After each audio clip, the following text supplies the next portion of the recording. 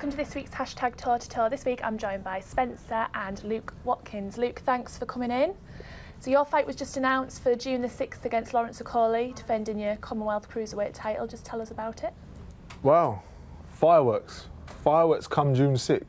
I'm looking forward to, he's unbeaten, I'm unbeaten. I'm ready to put it on the line and see what it's about. The build-up's been quite respectful between you two, hasn't it? Yeah, what's that all about?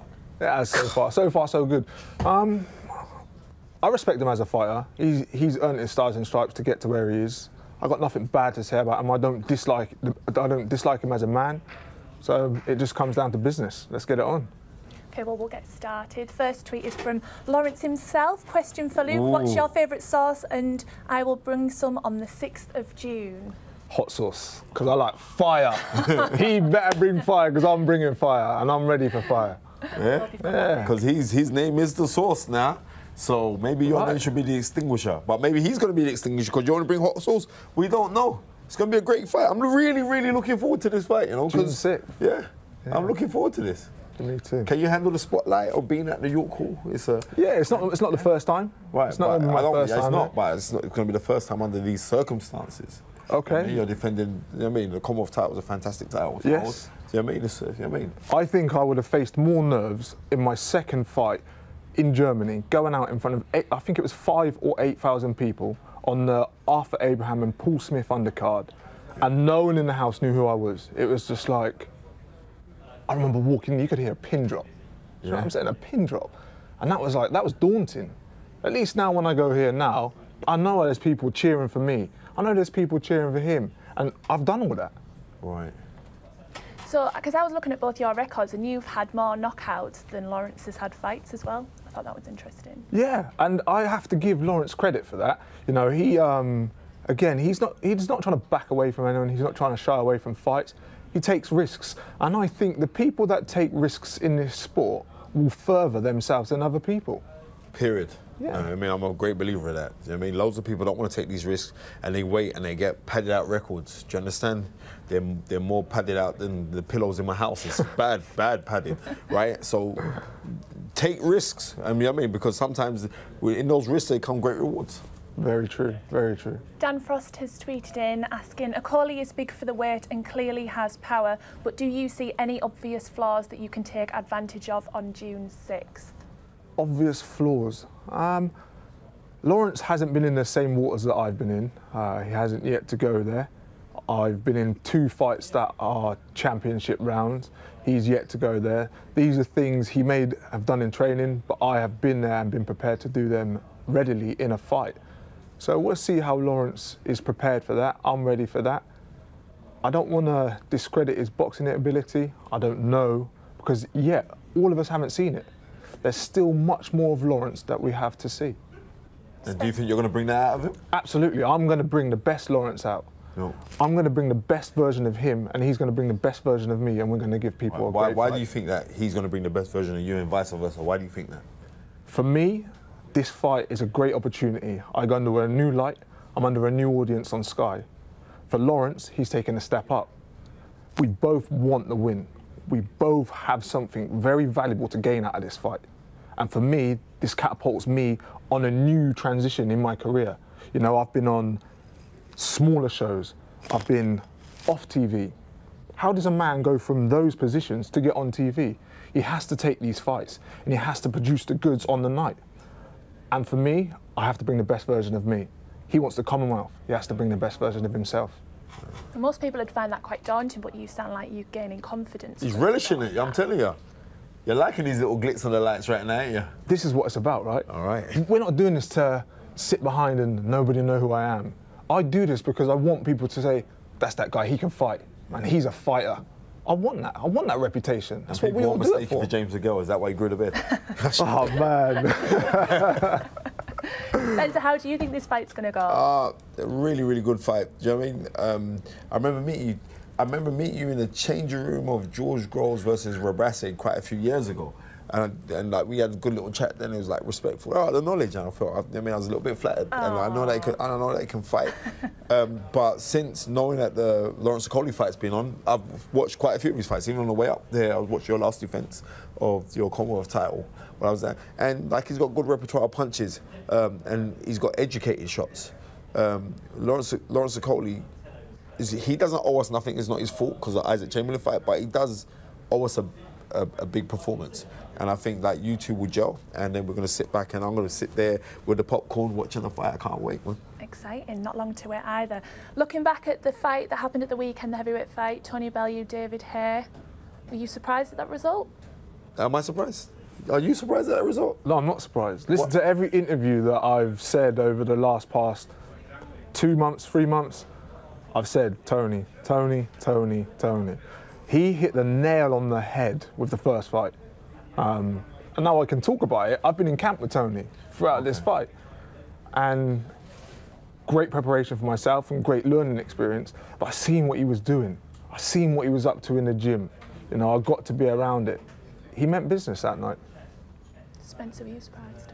You know what? Before we say anything, we must say David Haye has been a fantastic ambassador. Yeah. I mean, a unified cruiserweight champion, moved up in weight to become the WBA heavyweight champion against Bellew. And the sad thing is this, is like David Haye should have been the person that walked away from boxing at 30, 31, healthy, wealthy and strong with not an unblemished record because he lost to Carl Thompson, but seemingly winning record at walking out, and unfortunately that didn't happen. And I'm saying to all you young kids out there, do not think that what we saw on the weekend was David Haye at his highest. Don't take away anything from David Haye. He's been a great ambassador for British boxing. Tony Bellew, on the other hand, is my buddy. I've always been Team Bellew from day dot. And I've got a lot of stake because I'm South London, so David Haye, but I'm just being real. I've got to roll with my guys who are real. And Tony Bellew is a real human being. He's tangible. His boxing skills are tangible. You can look at Tony Bellew if you're a young kid and you could actually learn from him. No disrespect to David Haye, you can't watch David Haye and learn from him because he's naturally athletic. That's natural ability. Tony Bellew is graft, and I commend him and his trainer, and like God bless both of them. Luke, your trainer Paddy Fitzpatrick worked closely with David Haye in the past. Did he pass any comment about where he thinks David should go next or whether he should retire completely? That would be wrong for me to give another man's opinion, especially when he's not here and he can't either defend what I think his opinion will be or what it's not. So I'll leave that for Paddy another time to answer. I'm going to shock people here. I was just speaking to one of our senior producers, Ed Robinson. Ed Robinson, my boy.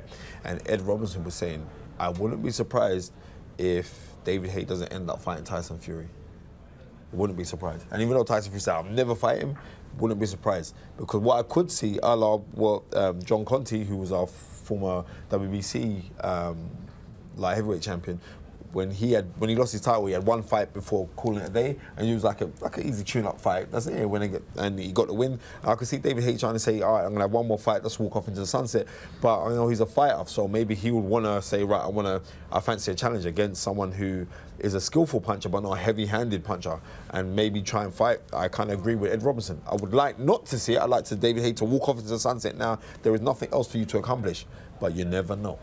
Well, Boxing IQ 22 has tweeted in, I believe Tony can beat Andre Ward. Bellew has the movement and ring smarts to win. Is that a fight that we can see happening, do you think? Yeah, because you heard Andre Ward speak about it recently. And Andre Ward was saying, like, yeah, I'm waiting for the phone call from Eddie Hearn and I'll be there.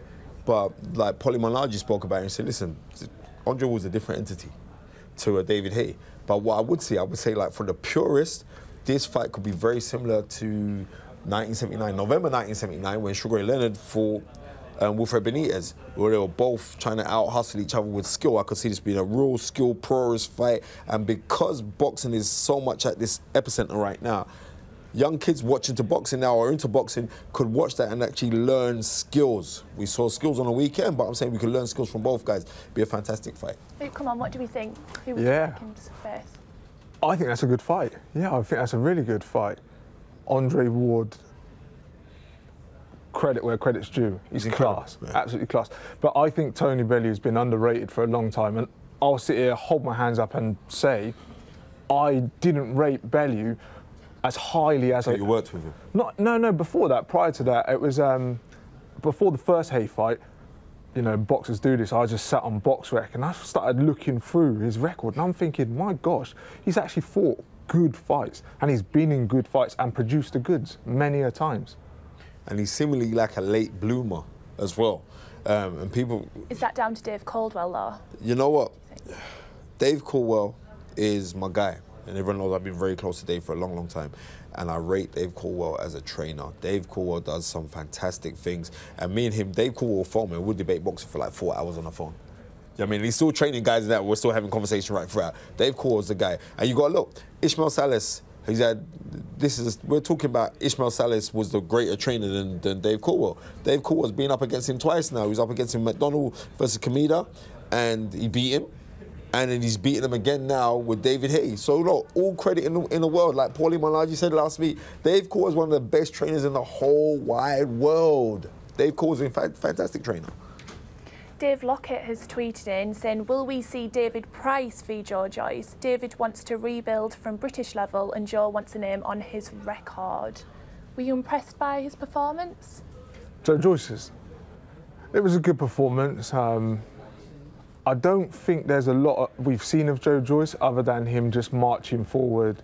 We haven't yet to see his boxing ability. He marched forward against an accomplished guy in Leanne Thomas and marched for him like it was nothing. Yeah. And I was like, what? You did it to Leanne Thomas? The big bad Jamaican Leanne Thomas? He just walked through him like it was nothing. Seriously, he beat him up like he was his daddy. He gave him a beating. Yeah, I'm still waiting to see more of Joe Joyce. You know, I don't think we've seen anything what he can offer yet. It's still very early. Him v Price, I see him beating Price. I don't know where Price goes next. I don't know what his next fight is, but I'm glad he doesn't retire. Do you know what I mean? He was putting on a great performance in his last fight. Yeah, and heavyweight boxing, even cruiserweight, even light heavy and super middle, it's one punch. One punch can turn a fight, and that's all it was because he was boxing well. He was doing very well up until that punch. Looking forward this weekend, we've got Lomachenko-Linares. What do we make of that fight? How do you think that one's going to go? Break it down for us, Luke. I'm a Linares fan, but I think Lomachenko beats him. I just think the footwork, he will just pivot in and out and around. I think Lomachenko's coming up and Linares is at the top, and will he be on his way down soon? I don't know. I would say this. Lomachenko is a sorcerer. That guy works with the arts. He's dealing with some demonic forces. I ain't never seen no one do what he does in recent times. This guy, he's like a wizard. Linares is a very, very good fighter, but people think about this weight thing. Lomachenko was a lightweight in the amateurs, so this is nothing for him. He was cutting weight when he's doing feather and super feather. Now you're gonna see the best Lomachenko on the weekend that I think we've ever seen. And this is a man that's beaten smaller guys, or there's been some edges for him getting his wins. Do you understand? There's no edge here. He's getting an active guy who's and we're gonna see the best Lomachenko. I think Lomachenko's fantastically special, and we'll deal with Linares in about 9 rounds. Well, unfortunately, we are running out of time. But before I let you go, Luke, just tell us, what do the fans have in store for them June 6th? What kind of fight can they expect? Fire. Lawrence is bringing the hot sauce, right? I'm looking forward to it. It is going to be a good fight. I'm going to bring the best Lawrence, and I'm going to bring my best self, and we're going to put it on. We'll put it on the line. And can I say lastly, can we not have no more pally talk? Because you guys having these little pally debates on Twitter. I want to see blood and war. That's what I want to see. Wow, listen. Lauren's a vegan. I'm a vegan. There ain't no beef here. Okay. There's no beef. Great answer to end it on. Well, thank you very much, guys, for coming in. Tune in next week for our hashtag toe to toe, or check out iTunes for the podcast. Sky Sports. Feel it all.